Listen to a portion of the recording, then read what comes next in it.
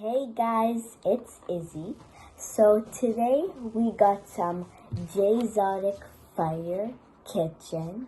We got a big, nice seafood boil.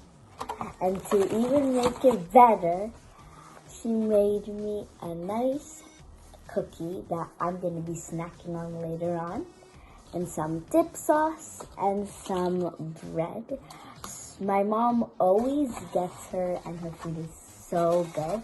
So let's just dig in a little bit and let's just try it.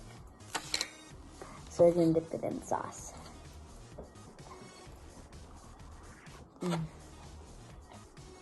So jealous.